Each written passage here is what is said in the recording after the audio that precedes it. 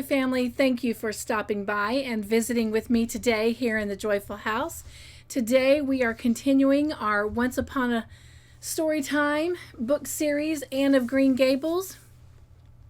And today we are continuing in book number 6, Anne of Ingleside. And today we are going to read chapters 3 and 4. So if you're ready, sit back, relax, maybe even grab a project, and let's begin today's storybook adventure. Chapter 3. Anne ended a week that had been full of pleasant days by taking flowers to Matthew's grave the next morning, and in the afternoon she took the train from Cromarty House. For a time she thought of all the old loved things behind her, and then her thoughts ran ahead of her to the loved things before her.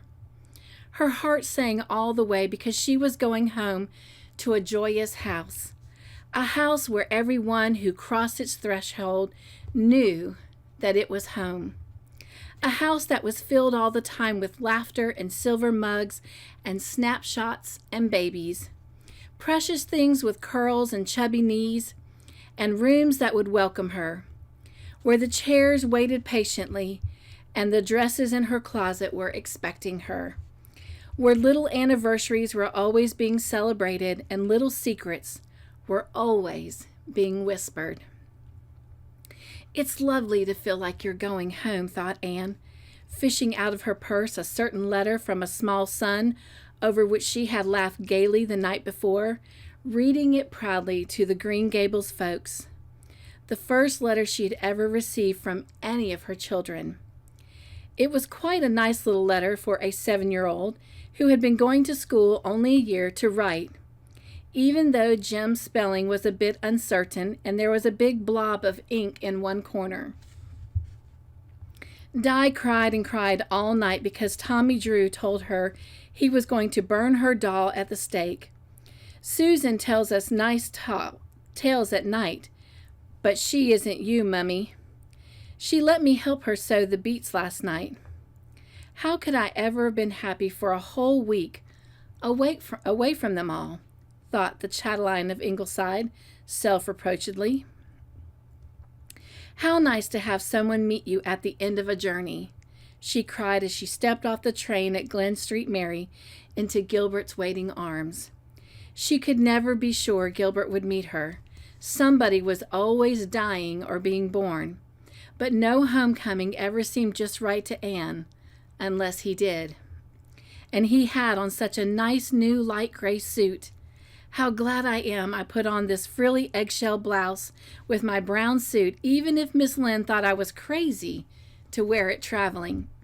If I hadn't, I would not have looked so nice for Gilbert. Ingleside was all lighted up with gay Japanese lanterns hanging on the veranda, and Anne ran gaily along the walk bordered by daffodils. "Ingleside, I'm here," she called. They were all around her, laughing, exclaiming, jesting, with Susan Baker smiling properly in the background. Every one of the children had a bouquet picked especially for her, even the 2-year-old Shirley. "Oh, this is a nice welcome home.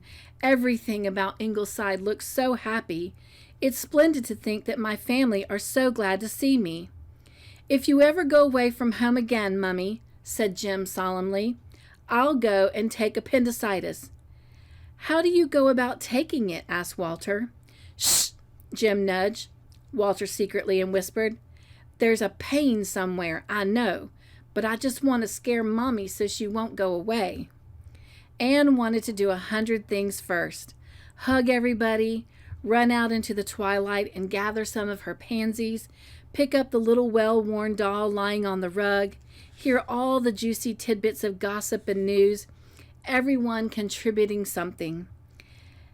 How Nan had got at the top of a tube of Vaseline up her nose when the doctor was out on a case and Susan had all but gone distracted. I assure you it was an anxious time, Mrs. Dr. dear. How Mrs. Judd Palmer's cow had eaten 57 wire nails and had to have a vet from Charlottetown. How absent-minded Mrs.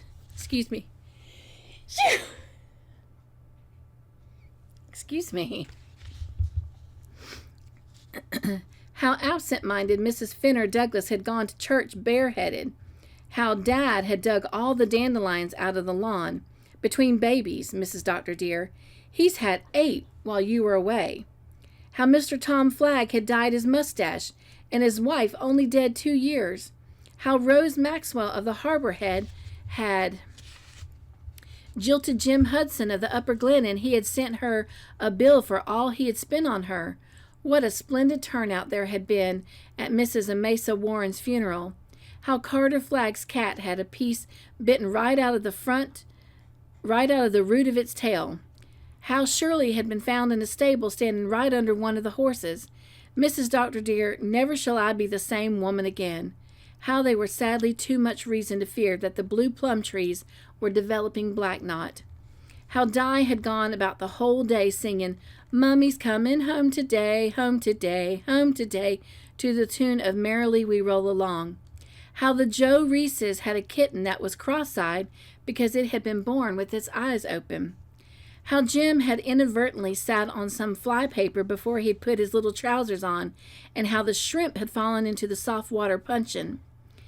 He was nearly drowned, Mrs. Dr. dear, but luckily the doctor heard his howls in the nick of time and pulled him up by his hind legs. What is the nick of time, Mummy? He seems to have recovered nicely from it, said Anne, stroking the glossy black and white curves of a contented pussy with huge jowls, purring on a chair in the firelight. It was never quite safe to sit down on a chair at Ingleside without first making sure there wasn't a cat in it. Susan, who had not cared much for cats to begin with, vowed she had to learn to like them in self-defense. As for the shrimp, Gilbert had called him that a year ago, when Nan had brought the miserable, scrawny kitten home from the village where some boys had been torturing it, and the name clung, though it was very inappropriate now.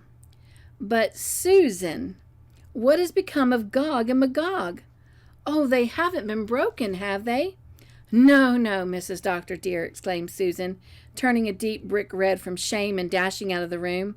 She returned shortly with the 2 china dogs which always presided at the hearth of Ingleside. I do not see how I could have forgotten to put them back before you came. You see, Mrs. Dr. dear, Mrs. Charles Day from Charlottetown called here the day after you left, and you know how very precise and proper she is. Walter thought he ought to entertain her, and he started in by pointing out the dogs to her. The one is God, and this is my God, he said. Poor innocent child. I was horrified, though I thought that die I would do to see Mrs. Day's face. I explained as best I could, for I did not want her to think us a profane family. But I decided I would just put the dogs away in the china closet, out of sight, till you get back. Mummy, can't we have supper soon? Said Jim pathetically. I've got an awful feeling in the pit of my stomach, and oh, Mummy, we've made everybody's favorite dish. We, as the flea said to the elephant, have done that very thing, said Susan with a grin. We thought that your return would be suitably celebrated, Mrs. Dr. dear. And now, where is Walter? It is his week to ring the gong for meals. Bless his heart. Supper was a gala meal, and putting all the babies to bed afterwards was a delight. Susan even allowed her to put Shirley to bed, seeing what a very special occasion it was. This is no common day, Mrs. Dr. dear, she said solemnly. Oh, Susan, there is no such thing as a common day. Every day has something about it that no other day has. Haven't you noticed? How true that is, Mrs. Dr. dear. Even last Friday now, when it rained all day and was so dull, my big pink geranium showed buds at last after refusing to bloom for 3 long years. And have you noticed the calceolarias, Mrs. Dr. dear? The calceolarias. Notice them? I never saw such calceolarias in my life, Susan. How do you manage it? There, I've made Susan happy and haven't told a fib. I never did see such a calceolary. Thank heaven. It is the result of constant care and attention, Mrs. Dr. dear. But there is something I think I ought to speak of. I think Walter suspects something. No doubt some of the Glen children have said things to him. So many children nowadays know so much more than is fitting. Walter said to me the other day, very thoughtful-like, 'Susan,' he said, 'our baby's very expensive.' I was a bit dumbfounded, Mrs. Dr. dear, but I kept my head.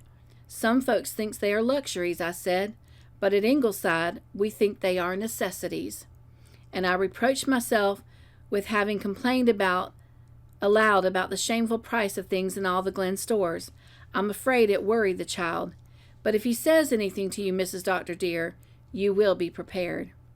"I'm sure you handled the situation beautifully, Susan," said Anne gravely, "and I think it is time that they all knew what we are hoping for." But the best of all, when Gilbert came to her as she stood at the window, watching a fog creeping in from the sea over the moonlight dunes and the harbor, right into the long narrow valley upon which Ingleside looked down and in which nestled the village of Glen Street Mary.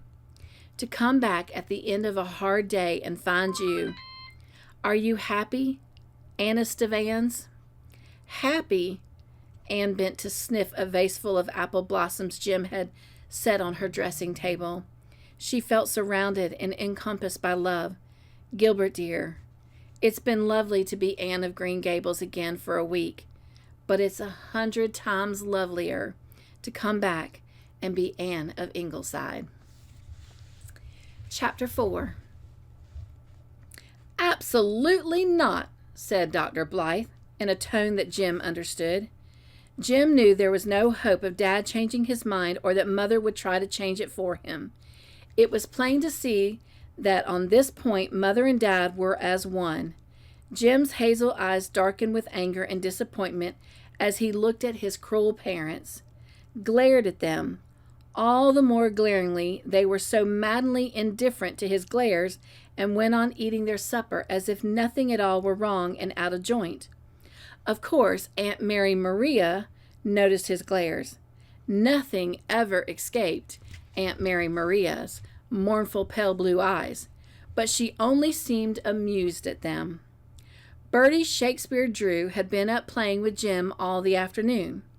Walter, having gone down to the old House of Dreams to play with Kenneth and Paris Ford, and Bertie Shakespeare had told Jim that all the Glen boys were going down to the harbor mouth that evening to see Captain Bill Taylor's tattoo a snake on his cousin Joe Drew's arm. He, Bertie Shakespeare, was going, and wouldn't Jim come too? It would be such fun. Jim was at once crazy to go, and now he had been told that it was utterly out of the question. "For one reason among many," said Dad, "it's much too far for you to go down to the harbor mouth with those boys. They won't get back till late, and your bedtime is supposed to be at 8, son." "I was sent to bed at 7 every night of my life when I was a child," said Aunt Maria. "You must wait till you're older, Jim, before you go so far away in the evening," said Mother. "You said that last week," cried Jim indignantly, "and I am older now. You think I was a baby. Bertie's going, and I'm just as old as him." "There's measles around," said Aunt Mary Maria darkly, "and you might catch measles, James." Jim hated to be called James, and she always did it. "I want to catch measles," he murmured rebelliously. Then, catching Dad's eyes instead, subsided. Dad would never let anyone talk back to Aunt Mary Maria. Jim hated Aunt Mary Maria. Aunt Diana and Aunt Marilla were such ducks of aunts, but an aunt like Mary Maria was something wholly new in Jim's experience. "All right," he said defiantly, looking at Mother so that nobody could suppose he was talking to Aunt Mary Maria. "If you don't want to love me, you don't have to. But you will like it if I just go away and shoot tigers in Africa." "There are no tigers in Africa, dear," said Mother gently. "Lions, then," shouted Jim. They were determined to put him in the wrong, were they? They were bound to laugh at him, were they? He'd show them. "You can't say there's no lions in Africa. There's millions of lions in Africa. Africa is just full of lions." Mother and Father only smiled again, much to Aunt Mary Marilla's disapproval. Impatience in children should never be condoned. "Meanwhile," said Susan, torn between her love for and sympathy with little Jim and her conviction that Dr. and Mrs. Doctor were perfectly right in refusing to let him go away down to the harbor mouth with that village gang to that disreputable drunken old Captain Bill Taylor's place. Here is your gingerbread and whipped cream, Jim dear. Gingerbread and whipped cream was Jim's favorite dessert, but tonight it had no charm to soothe his stormy soul. I don't want any, he said sulkily. He got up and marched away from the table, turning at the door to hurl a final defiance. And I ain't going to bed till 9 o'clock anyhow. And when I'm grown up, I'm never going to bed. I'm going to stay up all night, every night, and get tattooed all over. I'm just going to be as bad can be. You'll see. I'm not would be so much better than ain't, dear, said Mother. Could nothing make them feel? I suppose nobody wants my opinion, Annie, but if I had talked to my parents like that when I was a child, I would have been whipped within an inch of my life, said Aunt Mary Maria. I think it's a great pity that the birch rod is so neglected now in some homes. Little Jim is not to blame, snapped Susan, seeing that Dr. and Mrs. Doctor were not going to say anything. But if Mary Maria Blythe was going to get away with that, she, Susan, would know the reason why. Betty Shakespeare Drew put him up to it, filling him up with what fun it would be to see Joe Drew tattooed. He was here all the afternoon and sneaked into the kitchen and took the best aluminum saucepan to use as a helmet. Said they were playing soldiers. Then they would make boats out of shingles and got soaked to the bone, sailing them in the hollow brook. And after all that, they all went about hopping the yard for a solid hour, making the weirdest noises, pretending they were frogs. Frogs! No wonder little Jim is tired out and not himself. He is the best behaved child that ever lived when he is not worn to a frazzle, and that you may tie to. Aunt Mary Maria said nothing aggravatingly. She never talked to Susan Baker at mealtimes, thus expressing her disapproval over Susan being allowed to sit with the family at all. Anne and Susan had thrashed that out before Aunt Mary Maria had come. Susan, who knew her place, never sat or expected to sit with the family when there was company at Ingleside. But Aunt Mary Maria isn't company, said Anne. She's just one of the family, and so are you, Susan. In the end, Susan gave in, not without a secret satisfaction that Mary Maria Blythe would see that she was no common hired girl. Susan had never met Aunt Mary Maria, but a niece of Susan's, the daughter of her sister Matilda, had worked for her in Charlottetown and had told Susan all about her. Excuse me. Excuse me. I'm not going to pretend to you, Susan, that I'm overjoyed at the prospect of a visit from Aunt Mary Maria, especially just now, said Anne, frankly. But she has written Gilbert asking if she may come for a few weeks, and you know how the doctor is about such things. And he has a perfect right to be, said Susan staunchly. What is a man to do but stand by his own flesh and blood? But as for a few weeks, well, Mrs. Doctor dear, I do not want to look on the dark side of things, but my sister Matilda's sister-in-law came to visit her for a few weeks and stayed for 20 years. I don't think we need to dread anything like that, Susan, smiled Anne. Aunt Mary Maria has a very nice home of her own in Charlottetown, but she's finding it very big and lonely. Her mother died 2 years ago, you know. She was 85, and Aunt Mary Maria was very good to her and misses her very much. Let's make her visit as pleasant as we can, Susan. I will do what in me lies, Mrs. Doctor dear. Of course, we must put another board in the table, but after all it's said and done, it is better to lengthening the table than shortening it down. We mustn't have flowers on the table, Susan, because I understand that they give her asthma, and Pepper makes her sneeze, so we better not have it. She is subject to frequent bad headaches, too, so we must really try not to be noisy. Good grief! Well, I have never noticed you and the doctor making much noise, and if I want to yell, I can go to the middle of the maple bush, but if our poor children have to keep quiet all the time because of Mary Maria Blythe's headaches, you will excuse me for saying I think it's going a little too far, Mrs. Doctor dear. It's just for a few weeks, Susan. Let us hope so. Oh, well, Mrs. Doctor dear, we just have to take the lean streaks with the fat in this world, was Susan's final word. So Aunt Mary Maria came, demanding immediately upon her arrival that if they had had the chimneys cleaned recently. She had, it appeared, a great dread of fire. And I've always said that the chimneys of this house aren't nearly tall enough. I hope my bed has been well aired, Anne. Damp bed linen is terrible. She took possession of the Ingleside guest room, and incidentally of all the other rooms in the house except Susan's. Nobody's held her approval with frantic delight.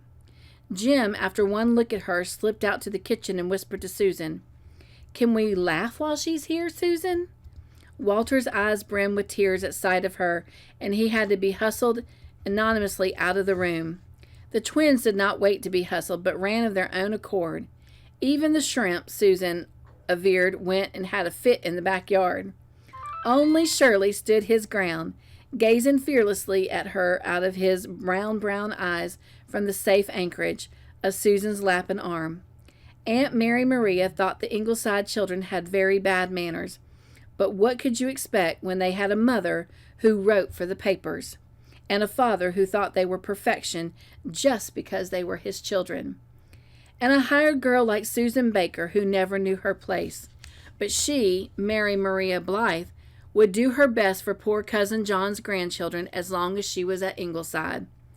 "Your grace is much too short, Gilbert," she said disapprovingly at her first meal. "Would you like me to say grace for you while I'm here?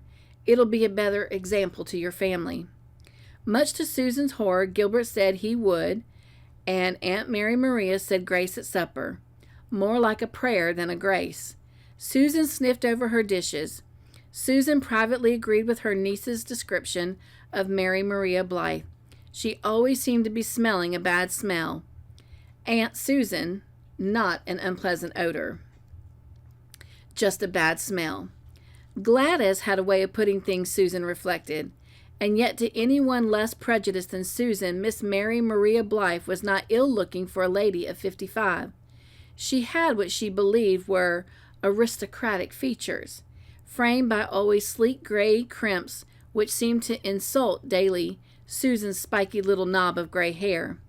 She dressed very nicely, wore long jet earrings in her ears, and fashionably high-boned neck collars on her lean throat. At least we do not need to be ashamed of her appearance, reflected Susan. But what Aunt Mary Marilla would have thought if she had known that Susan was consoling herself on such grounds much be left to the imagination. All right. Well, thank you so much for joining me for today's storybook adventure. I hope you enjoyed that, and I look forward to joining you next time as we continue the adventure of book number 6 and the next 2 chapters. Until then, be joyful, find your joy, and live it. And I'll see you next week. Bye.